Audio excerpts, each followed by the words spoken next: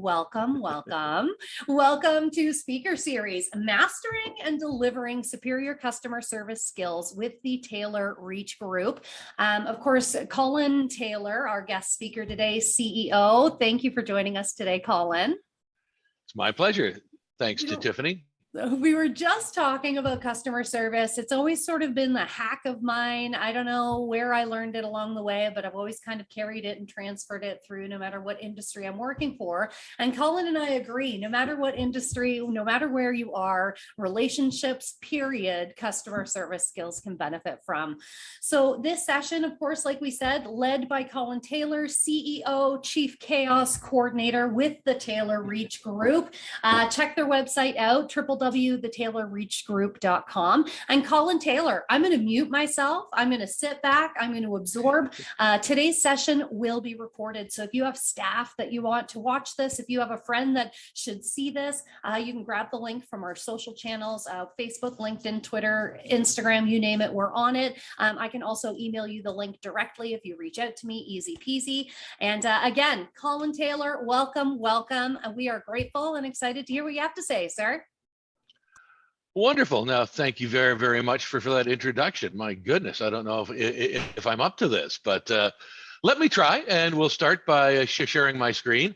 It's a pleasure to be part of the speaker series here. So there's a number of great sessions in the series, so please check them out, and I'm sure there's a lot of value that you can find there. So as Tiffany had mentioned, the topic today is really customer service, or more specifically, the 4 elements you need to master to deliver a superior customer experience. And while I'm going to speak primarily from sort of a call and contact center perspective or point of view, the principles of customer experience are universally applicable, regardless of your business or industry.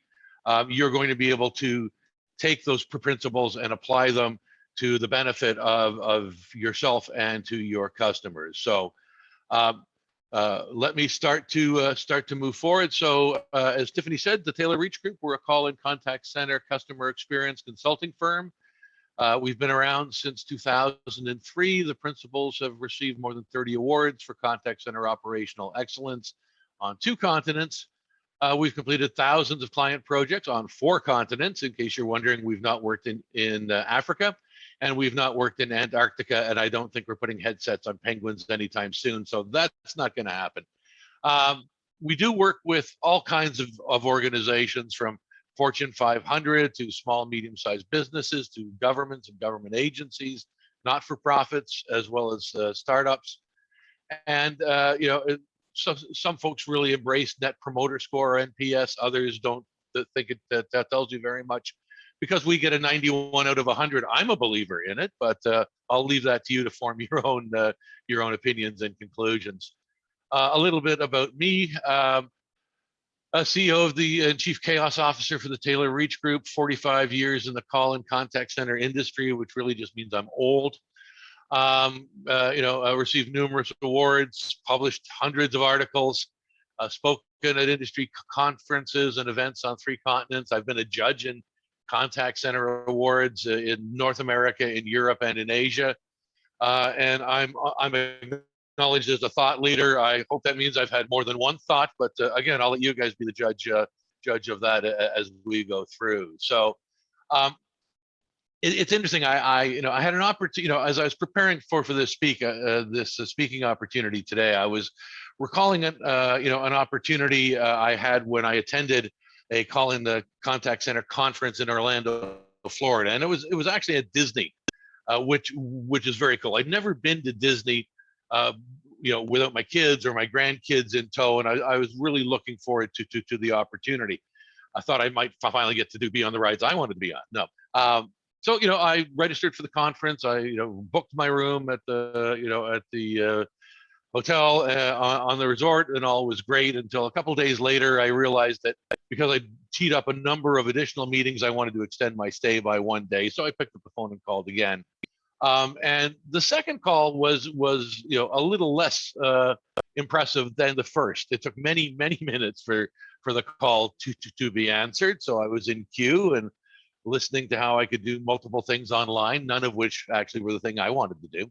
And then once the call was answered, there was about 3 minutes of security questions to prove I was me as opposed to somebody else. There was also an audio issue with the call. The volume started very loud and just kept fading away. I thought I was losing my hearing as the call progressed. And after more than 8 minutes of talking back and forth with the agent in the center, really at cross purposes, we ended up determining that he really couldn't help me and needed to transfer me to someone else. So we agreed on that. He wished me a nice day, and then he asked me if he'd resolved my issue, and I started to explain the fact that we just spent 8 minutes discussing the fact that he couldn't resolve my issue. But then I thought better of it. I thanked him and got transferred.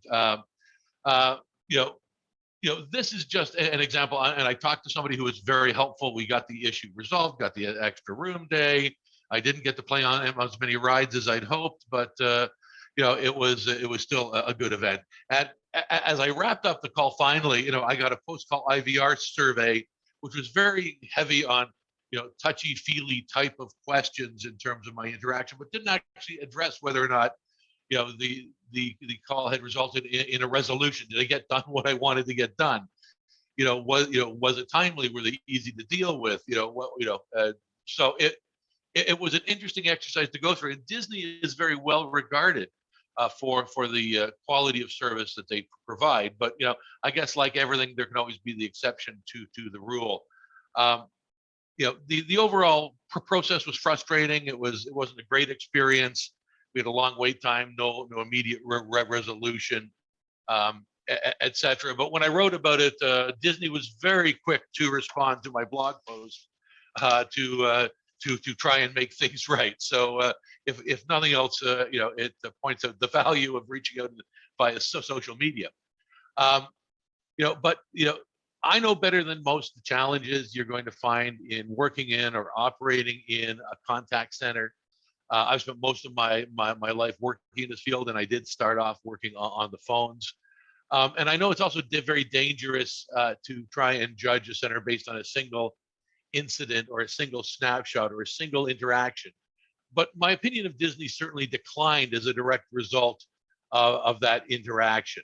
And the fact that I was calling regarding a call center, sort of customer service contact center event, really just seemed to add some an element of perverse humor to the overall exercise. And but that was my experience of dealing with Disney on that day, on that interaction. And every interaction we have, regardless of of the channel we're using, every interaction we have with an organization is going to create an experience. And now they're just not all going to be great experiences, as my Disney story clearly indicated. And CX, the customer experience today, is a huge topic of conversation. Everyone is talking about it, looking to implement it. Everybody's doing it, if you will. Organizations like Amazon and Netflix, Lululemon, Nike, Shopify, these guys are all making it part of their DNA and embedding it in every interaction. They have company teams spending months of time and tens of thousands or millions of dollars defining customer journeys and working to improve the interaction experience. And there's no shortage of consultants that can expound on CX, till the cows come home, to help you improve your experience and the experience you're being delivered. But to listen to the pundits and the experts today, probably myself included, you would almost think that CX is some kind of black art or alchemy that that's creating satisfaction and positive experience out of whole cloth. In truth, there's no alchemy involved, though that would be helpful to pay for those expensive consultants, probably present company included.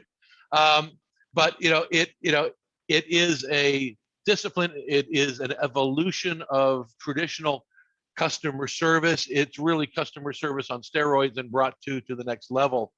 And we need to first look at how we're going to demystify and how we're going to deliver customer experience by looking at at how, at what the experience is we are delivering today, and understanding that each interaction creates an experience, and we do have an ability to influence what those experiences are going to be. So it's, so customer experience really is customer service expanded, exploded, on steroids, and it is a curated and designed experience. That's really what the innovation is here. So, there have been, 7 or 8 years ago when folks first started to talk about CX and started to talk about how, how delivering superior customer experience could help you differentiate your business. There was also a talk about, about how do we make it easy? How do we make it simple for organizations? And there was, and I don't know if folks may or may not be familiar with this, but there was a Siegel Gale Simplest Brands report published that basically cited, and relied on a 10-year performance of brands that offered a simpler experience. So, really making the experience easy. And they looked at brand performance from 2009 to 2019, and they surveyed 800 brands and interviewed more than 15,000 consumers for this study. And the results are awfully impressive. And you can see the graph on the screen really shows you how those simple brands, Google, McDonald's, Spotify, Trivago, Netflix, Amazon, how those firms, perform, versus the Dow or the S&P. If you'd looked at your, over a 10 to 10 year period, the Dow went up by 184%. The S&P was up 207%. But the simple brands, realized growth almost 680% better than either of those.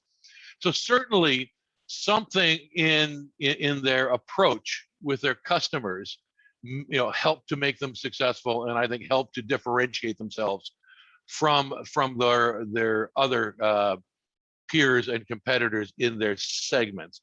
And there are certainly other folks who have written and spoken about this. The Shep Hyken has a section on this in his book, which I would recommend. But what simplicity really does is that it makes it easy, and it eliminates friction. It eliminates difficulties or pain points in the interaction. So I would suggest to you that as we're looking at how we can improve our customer experience, how we can make CX a fundamental difference in our business, we really want to look at how we can make what we do a simpler process and a simpler interaction. Because customer experience is not new. They've always been there. We just didn't necessarily talk about them. It's not just for large firms with big budgets. Every organization can do it. You don't need a contact center to do it. You walk into a retail shop, you deal with a customer over the phone. You are creating an experience. And it is and always has been a differentiator. Your ability to satisfy customers, to create an experience that works for them as well as working for you, it has always been a way of growing, building your business, and differentiating yourself from those firms that may compete with you. So what I'd like to do is look at sort of 4 key elements of CX. And I think that the first thing we really need to do is to ask ourselves the question, how easy are we to deal with? Now that sounds companies and organizations this more complicated than you can possibly imagine. We had one client which was operating a set of doctors' offices, and they tried to train their patients. This is rather than the other way around. So they only wanted to accept calls Monday, Wednesdays, and Fridays between 9:30 and 11:30 a.m., and they didn't offer voicemail. So you can imagine how easy it was for their patients or customers, if you will, to actually get through and set up an appointment or find out the results of a test or renew a prescription. Their auto attendant actually told you that these were the only times, and that you just had to keep trying until you got through, and they didn't have voicemail. So it's all on you.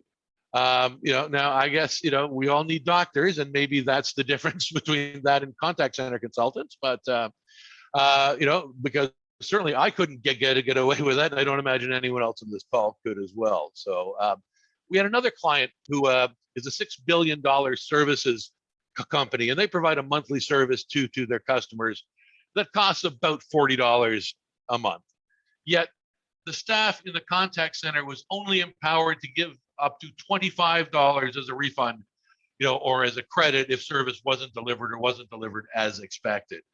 And because they had a $25 refund ceiling on a $40 event, that meant that there was a lot of escalations and a lot of refund requests that needed to be approved. And fortunately, this company did have an approval and escalation process. They had a fantastic process. It actually had required 5 different sign-offs, going all the way up to the area president. Yes, the area president of this organization is signing off $40 credits. And the process typically took 6 weeks to complete. So from the time that somebody in the contact center would hear a customer ask for a refund because the service wasn't delivered, 6 weeks would pass before there'd be an answer. Now, how easy would you say they were to deal with? When I asked the area president, how many of these things did he not sign? He replied, none. He didn't feel he was close enough or really knew what was going on. Either came on his desk, he approved it. And that's pretty much what everyone did all the way through the process. But it took a bunch of time, cost a bunch of money, and took 6 weeks. Once we actually increased the staff's empowerment level and authorized them to provide refunds that equaled the amount of the monthly service, the total dollars refunded went down. The number of refunds declined because we gave the agents the power to make the decisions, as opposed to them previously saying it's beyond my pay grade and just kicking it upstairs to people who just approve them automatically. So, because everyone in that process felt too removed and didn't feel that they had the information to make that decision. You can argue that the frontline staff was in a far better position to determine whether a customer should or shouldn't get a refund. Now, you can see with both of these examples that there's a lot of friction in these interactions, and the friction makes it difficult for the customer, and there's a definite lack of simplicity. If you can make your customers jump, if you're making your customers try and jump through hoops, then you're not going to be easy to deal with. So, I would suggest to each of us, we look at what hurdles and what hoops we've created in our own businesses, and how that might be adversely and negatively impacting that customer experience. Now, we've all experienced the joy of interacting with somebody that is truly knowledgeable, and able to help us. We trust and respect these people who are true experts. We take their advice. These are the people that are going to help us get done what we need to get done. These are the positive attributes we want all of our staff to have: to be knowledgeable, to be professional, to be able to help us. We want our staff to be the experts that are helping our customers. And when people reach out to us, whether they walk in the door, pick up the phone, send us an email, they're expecting us to be the experts about our company's products, our services, our processes, and the way we get things done, or the way we do things. We need to be those experts, and we need to be able to guide customers through the process. And that speaks to the second point there of how knowledgeable is our staff. We also need, we also need to know that every successful relationship must have a connection. We look at customer experience, and we need and want to make an emotional connection. Where we actually understand and believe that the person we're dealing with, the agent on the phone, is has our best interests at heart, and they're genuinely going to help us deal with these issues. We can then trust them, and we then, if you will, put ourselves in their hands to seek a resolution. The rational connection, that really is an extrapolation of knowledge and skill we spoke about just a moment ago. So each of those three are things that are broadly within our control in terms of how easy we are to deal with, how knowledgeable our staff is, how they can turn that into a rational connection, as well as how we can, build an emotional connection, how the frontline staff can take responsibility and ownership for the issues. The fourth element really is something that's a little bit different, and it impacts the experience of the customer, but it's their own expectations. And while these expectations belong to each of us individually whenever we're contacting an organization, they're certainly influenced by a number of factors. They're influenced by our previous interactions. We are also going to be influenced by the company's marketing, whether it's advertising or its communications. We're also going to be influenced by experiences our friends have had, reviews we've read, testimonials we've seen online. Customer expectations can really be a double-edged sword. Having high expectations can generate more interest, perhaps more customers and more business, but high expectations can be harder to sustain and to realize in practice. And they may prove hard. It may be harder to satisfy people who have very high expectations. Conversely, low expectations may cost you customers. If people expect it to be a good experience, they may not want to be your customers. But those you do get are likely going to be easier to please. Organizations really need to identify, and communicate what the experience should be for the customer. We can influence the expectations. Obviously, we can't control the expectations a customer has when dealing with us. But we can influence through our marketing, our advertising, and our actual experiences, and we can create that virtuous cycle, which is going to improve their expectations and more fully satisfy the expectations that customers have and bring to our interactions. Cynics might say aim low, avoid disappointment, but I really think that we want to promise the service that we can deliver. Promising white glove service and then delivering something that is substantially different is not going to be the best way to move forward. It is simply going to frustrate your customers. But by the same token, if we aren't setting any expectations and we're blowing the doors off in terms of service quality, we probably should be tooting our own horn just a little bit. So CX isn't really all that overly complicated. We just talked about 4 elements there that that we can that we can all do, that can be implemented in any type of business, not just in call and contact centers. And it can be and should be, in fact, as simple as we can make it. Because at the end of the day, a customer wants what a customer wants, and they want us to help them get it done, whatever it is, and they want it done now. So as we look at our customer experience, we need to ask ourselves, so, what are the customer expectations? What expectations have we set? What is the service that we can realistically deliver? What can we deliver consistently? We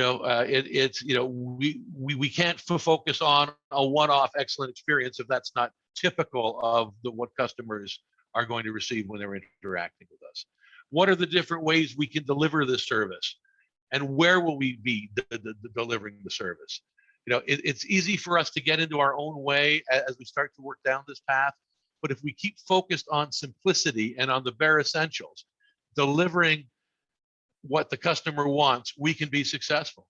Understanding that what our customers expect, defining service performance we wish to achieve, selecting and training the right people with the right skills to deal with the issues and challenges that our that our customers are experiencing, we're already halfway home. I'd like to give you a little bit of perspective on the on sort of the state of the nation or the state of the industry, and it's really amazing. 7 years ago, I did a similar topic on what is CX for British Telecom, and did it in England and Ireland. And when I reviewed some of those sides and some of the statistics there, the world has really changed substantially. 5 years ago, CX was really more of a dream than a reality for most organizations. They didn't have anyone in place. They didn't have a team. The stats I had in my deck from 7 years ago said that less than 15% of organizations actually had a customer experience team or customer experience leaders in place. Whereas today we can see from the slide that 43% of companies with more than 200 employees have customer experience teams in place. And 90% of organizations now have a chief customer officer or a chief experience officer. So certainly there has been a fundamental shift in CX and in its adoption in business. 46% of businesses identified customer experience as the top priority for that business for the next 5 years. The Temkin group, Bruce Temkin, cited the fact that $1 billion company can earn an incremental $700 million over 3 years simply by investing in CX. I don't know about you, but I don't have $1 billion business, but I'm pretty sure that the same logic is going to apply. An investment in improving the customer experience, an investment in being easier to deal with and creating better experiences and better relationships is going to pay financial dividends regardless of the industry you're in. It's also interesting to note, and we've heard similar stats for a few years, that people will pay a premium for better service, but we're actually starting to see that happening now. A Walker study found 86% of buyers will pay more for a better experience. In luxury brands, 13% will pay more for a luxury item just based on a positive interaction or experience. And 49% of impulse buyers, people who buy on impulse at the last minute without really planning on this, 49% of consumers have indicated that they have made those purchases after receiving a more positive and more personalized experience. So CX can make a significant impact on your business. So what are some practical steps? What can we do on a practical level to improve the CX in your organization and improve the customer service and customer relationships which you deliver? So first, I think we've got to acknowledge the fact that we need to make a rational connection with a customer, and this connection relates to product and organizational knowledge, that the agent or the salesperson or whoever the customer is interacting, what the skills that they possess and their ability to share and communicate that with the customer. Consumers expect us to be experts, so we need to make sure that we hire and train and equip our staff with those skills to be able to make that rational and emotional connection. We need people who are helpful, who are empathetic, who are understanding. We need, organizations that deliver great service are renowned for their ability to make those emotional connections. And they engage with the customer and they show their understanding and their empathy. And we need to look at our own staff. Are we doing that? Are we being helpful and empathetic, or are we simply just going through the motions? Consumers are looking for us to help for help and understanding so that we can collectively, us and them, work together to resolve their issue. Manners, empathy, understanding, all can have a significant positive impact on the customer engagement and the customer satisfaction of that specific exchange or interaction. And both of these elements of good customer service are dependent on your staff. So who are we hiring? Do we hire the right people for the right roles? Some organizations, employ personality tests, and skills-based tests as part of their onboarding to ensure that the people have the skills and competencies to do the roles. It amazes me today. Many organizations still do not, model for future hires based on their best agents. They don't really look at how the skills their best agents have and try and clone those, or if you will, try and find other people with the same skills. Heck, a large portion of firms don't even do keyboarding or math tests when they're looking to hire new staff. And an assumption for not doing the keyboarding or computer skills testing I hear repeatedly is that millennials are digital natives. They've grown up with this technology, so they must obviously possess those skills. Now, as a parent of a millennial, I can tell you firsthand this isn't necessarily the case. While millennials may have a great familiarity with technology, judging by my offspring, if they can't type with their thumbs, on their phone, it's not really all that helpful.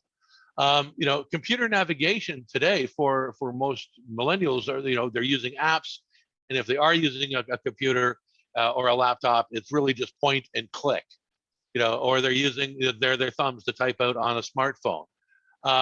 Neither is a big help if you need to jump back and forth between systems and use hotkeys or type notes, into a description of the engagement. So testing, I think, is a key attribute, to ensure that you get the right people in the right roles, or get the right people on the bus, to pick up another management analogy. Customer effort, well, this has much less to do with the agent and far more to do with the design of the interface that we create for our customers. Thoreau on Walden Pond said, simplify, simplify, simplify, which is probably the only philosophical reference you're going to get in this session, so I hope everyone appreciated it. But he could easily have been talking about the customer experience. The questions we really need to ask are, is it easy for our customers to deal with us? Can we make the experience easier or simpler? Think about your staffing. Do you have enough people, or the right number of people in the roles?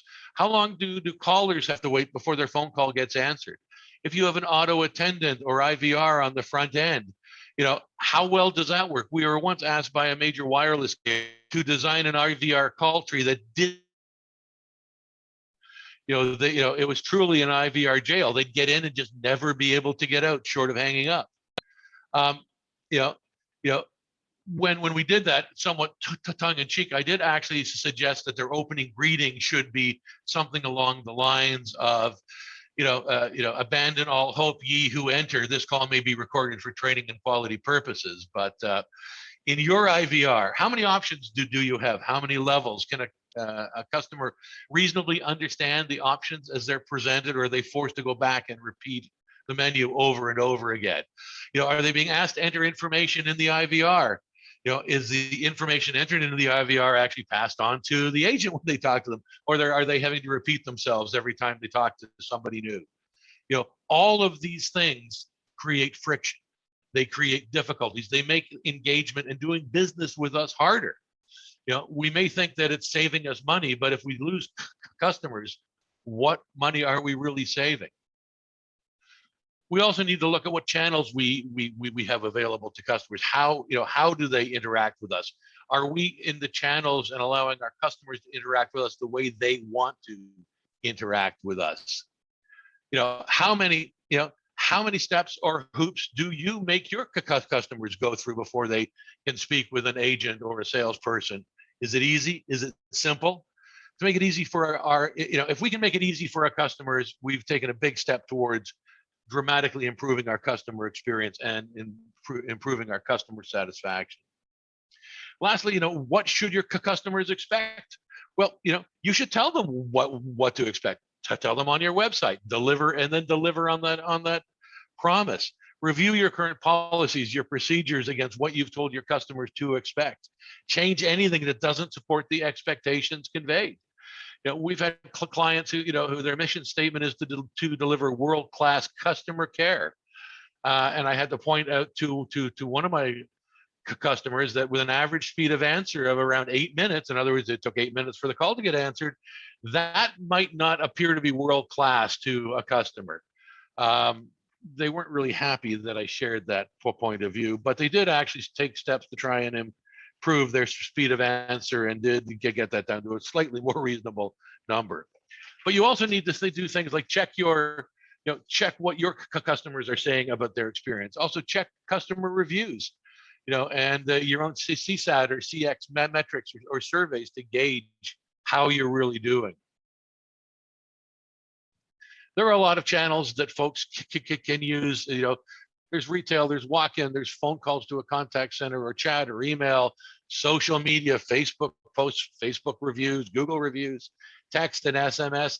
Those can all be destined to come into different organizations at different points. A 2020 research study from Statistica reported that phone is still the #1 service channel, with 61% of consumers, choosing to handle issues by phone, as compared to 15% who are looking at online chat, 12 for email, and 12 for digital. Of course, channel preference is going to vary by organization. A technology company we've worked with found that they got the majority of their contacts by chat. That was followed by email, and the lowest percentage of people interacting with them was by phone. Where some retail organizations will handle walk-ins for things like returns or refunds, whereas they will refer people to a contact center for loyalty points or changes to their online profile. Almost all callers, have been on a company website before they reach out to us. We need to be cognizant of the fact that they know what we said we're going to do, because they're probably looking at it.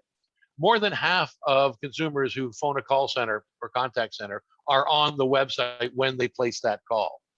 And these findings suggest that perhaps consumers, have questions. It may be related to their website interactions. It may be confusing FAQs, or an artificial intelligence chatbot that isn't being helpful, or a self-service knowledge base that isn't conveying the information.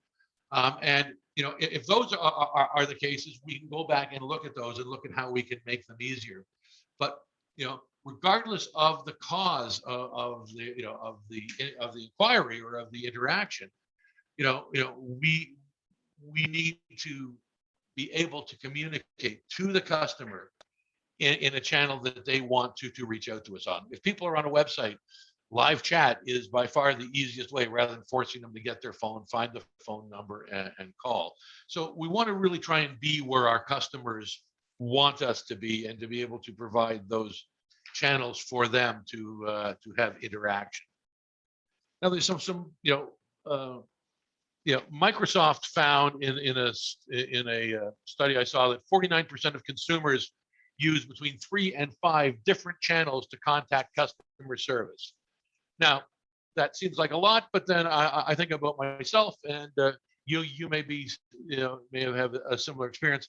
I've certainly sent an email or started a chat while I was on hold and in queue for a live agent in their call center. So so maybe that's where that's coming from. But consumers are reaching out across different channels, and there's really a couple of different terms that folks use to talk about multi-channel activities, specifically in a contact center. One is multi-channel, which can simply be the ability of consumers to contact you across a number of different channels. The other one is omnichannel, and omnichannel is in some ways similar. It's the ability of a consumer or customer to contact you in any one of a number of channels, but to actually switch channels and retain past history or context. Numerous research studies have shown that communicating with a customer in the channel of their choice improves the customer satisfaction with the interaction. Multi-channel gives you the ability to have multiple channels of communication, but omnichannel really makes it easier for the customer, because it allows them to switch between them. For example, you may be on a chat and you want to promote that to a voice call, and you can actually do that. There is technology available today that will allow you to do that. And it doesn't require you then to repeat and redo and restate everything you've already covered off in the chat. There are certainly technology and operational hurdles you have to overcome to get to that point, but this really is where the future is. Business to Community reported that 9 out of 10 customers prefer omni-channel. Another study says 90% of organizations now are striving to provide consistent service across all channels. More than half, 54% in fact, of these organizations also reported challenges in trying to harmonize the experience across all the channels. So nobody said it was going to be easy to pull that off. But a limitation of multi-channel is that by definition it's siloed. The customer who's been doing a web chat must start all over at the beginning when he places a call. Nothing is more frustrating than dealing with an IVR or VRU, entering all my information, then getting to an agent and finding I have to repeat it all again. That is friction. Having to repeat yourself time and time again is friction. And the more friction there is in a customer interaction and the customer experience, the less satisfied the customer is going to be with it. With 9 out of 10 customers preferring omnichannel, it's important that organizations create the environment to support this. Consumers expect us to know them, to recognize them, to know everything about them. They expect that we will get, that we'll get a that when we get a chat request, we'll know how long they've been on the website. We'll know what they were looking at on the website.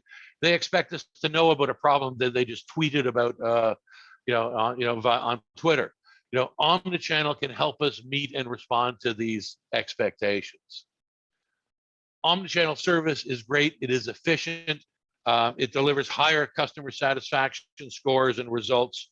Supporting it in the contact center certainly is more complicated. It has implications related to agent hiring, training, routing of interactions. But we've spoken about omnichannel for a decade now, and it's only now in the past year or two that it's really started to gain traction. It reminds me of CRM or CTI, customer relationship management or computer telephony integration, both of which were hyped as the next big thing, but it took a decade to become an overnight sensation. So if we look at omnichannel and multi-channel, we spoke earlier about wanting things to be simple, wanting things to be easy. The Northbridge group, did a study and asked consumers what were the easiest channels to interact in, and it's interesting that there's not a huge variation between a number of these. Phone was indicated as as the easiest channel. Online chat was at 63% saying it was very easy. Email 61% said it was very easy, and this declines as you can see here. With social media and live video chat seemingly more complicated. Although one of our e-commerce clients in the age of COVID and closed retail stores actually had great success introducing video chat. Millennials like technology, but still use their phone. Gen Zs, they're more likely to use smartphones for social media and to text than phone calls. But demographics don't really override ease and convenience for a lot of groups. So if we look towards the future, we look at what are the future impacts on the customer experience, and I would suggest that you need to assess your current or your proposed AI or artificial intelligence. AI will have the single biggest impact on the customer experience in the coming years, as it is deployed across more and more organizations and more roles and capabilities, some customer facing, some agent facing, or agent assist supporting. And while it's tempting to jump on the bandwagon with new and exciting technology, we need to consider the impact it's going to have on our customer experience. Is it going to make the interactions easier? Does it actually simplify the process? Or, and does it add or remove friction? A poor virtual assistant like the one my bank seems to have, really, erodes goodwill. It can put me in a lousy mood very quickly because it doesn't seem to be able to do anything I want it to do. And it won't allow me just to skip it and go to a live agent automatically. Somehow I need to do penance and try talking to it for 3 minutes before it gives up. But, ill-conceived, poorly executed, overly ambitious AI is not always going to be a good thing. It can erode goodwill. It can introduce friction. Technology in and of itself is a tool. It should never be the objective. So some parting advice as we're starting to wind down here. I'm sure you're all getting tired of listening to me anyway. I'm regularly asked what sort of the first step should be as we go through looking at our customer experience. And I think we need to have first a realistic understanding of your center's maturity. What are you really capable of? We need to look at all new technologies that may or may not support our customer experience with a grain of salt. Vendors always have have a vested interest, and consultants often do as well, as many of them are compensated by the technology firms. But if we keep our focus on making it easy for the customer by eliminating friction, ensuring our staff can make an emotional and a rational connection, and offering services in the channels that our customers expect, we can do this. We can certainly do the first three of these without a great deal of technology. And the fourth one, frankly, you can expand your breadth of channel availability fairly easily and generally without investing a huge amount of money. And in order to embark on any improvement journey, in any initiative to improve the service where we're delivering here, we first need, we need to understand where we are. It's like we're the world's largest mall and we're looking for the "You Are Here" sign. And that's what you need to do. One of the first things you need to do is to understand what is the service you're delivering today. What is that experience? Is it a Disney-like experience on most days, or a Disney-like experience that Colin got? So you need to look at surveys. You need to survey your customers. They will tell you how well you're doing. And ideally you want to tailor and relate these questions to the elements we've talked about here. You want to ask your customers, are we easy to do business with? Are we, is it easy to get to us? Was the agent able, knowledgeable? Were they professional? Were they empathetic? If you called back, would you want to talk to the same agent again, or would you prefer to try your luck with somebody else? We can ask our customers the questions and they'll tell us the answers. We want to, in doing this, we, wherever possible, want these to relate to a specific interaction, because that will often allow us to get a much deeper perspective on it. If we're working on phone calls into a contact center, we have a recorded call that we can listen to, that relates to a specific set of survey responses from a customer. We can glean a lot more insight from that than if we just have a standalone survey response. In the absence of connecting to an actual experience, surveys tend to become perceptions and not necessarily experiences, and those can be dangerous, because if the interaction was months ago, then my perception may not accurately reflect what that experience was. Being able to read the chat transcript, being able to read the email, being able to listen to the calls can help us to have a much better and much stronger connection to that actual interaction, and be able to take much more learning out of the answers that they have been able to provide. So as you do this, as you do the surveys, as you look at the results, as you gain more and more responses from your customers, you'll get a perspective and understand how they perceive the customer experience that you're delivering. And you can then drill down on what those specific pain points are. You can start to look at building out customer journey maps to address the individual pain points, or the bumps in the road, or the challenges in the customer interaction experience. And you can look at the underlying issues that are creating the conflict or the friction, or adding the difficulty into the process. And at that point, you'll all have perfect, wonderful customer experiences, and you won't need to hire consultants like me. So thank you all very, very much for listening to me. My apologies for the technology issues earlier, and I am going to stop sharing and hand it back to Tiffany. Excellent. All good, Colin, Taylor. It is the Zoom world that we are in with connectivity. It's all good. I can edit that out of the recorded version, so nobody will know. Thank you. Richard Nixon could have used you, Tiffany, back in the day. I would have made it work. Yeah. Thank you, everyone, for joining us today. If you have any questions, go ahead, unmute yourself, shoot them away, drop them in chat. I did have somebody that couldn't join today send me a question. They said people hate to be sold, but they love to buy. How do you find that balance of being helpful without being pushy? Yeah, everyone loves when we purchase something, we get an emotional rush. Some of us get more of a rush than others. Those would be the shopaholics amongst us. But we like to buy things. We like it to be our idea. We like it. If when we feel that we're being sold to, it is somebody else's idea. Somebody is pushing something at us that is not relevant to our needs, that is not what we are thinking of, that doesn't fit the context of the environment of what we are looking to do. So typically, being sold to versus buying is the difference of targeting. If we are helpful, if we listen to our customers, they'll tell us what it is they want to buy. They will also to tell us what questions are standing in the way of them making the purchase. So we just need to be able to make that connection.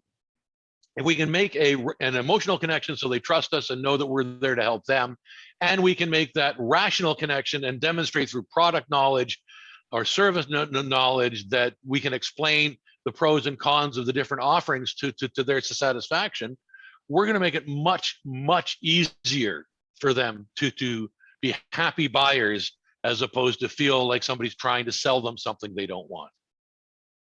Excellent, excellent answer. I'm definitely that person. You cannot sell me anything. If I feel like you're trying to sell me something, I clam right up. I'm done. It has to be my own idea.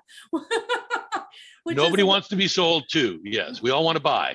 That's right. So I tend to treat people the way that I like to be treated when it comes to sales. So I usually go in, talk about them, their relationship, their pain point, and then I base my conversation around the needs that I'm hearing in that initial conversation. So great answer. Good answer, Colin Taylor.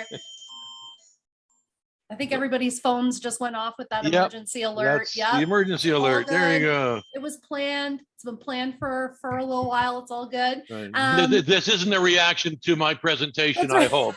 Somebody was so desperate. No, I'm kidding. Call Colin Taylor. It's like the bat signal for customer service. Excellent. Colin Taylor, the Taylor Reach Group. We appreciate you, your knowledge, and just the flow of the talk today. You had tidbits kind of throughout. I think we can all learn on, all build on. Morgan, I just saw your video flip on. Are you going to ask us a question? No, I was just going to thank Colin. I just know that I need to take the time and sit down, and we need to have training sessions at work as well. That alone will help the process along. And I think I'll do a weekly sit down with Morgan. Yeah. Sure, they'll just love that. Good one. Yeah, you're right. And those conversations, right? And you build the culture of your team too. And I feel like it seems all this to knowledge trickle. is. Yeah, and getting everyone on the same page. Weekly meetings, daily huddles gets everyone on the same page.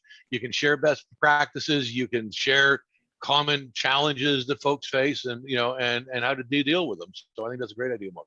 Makes you tighter as a team too. So it's all successful things.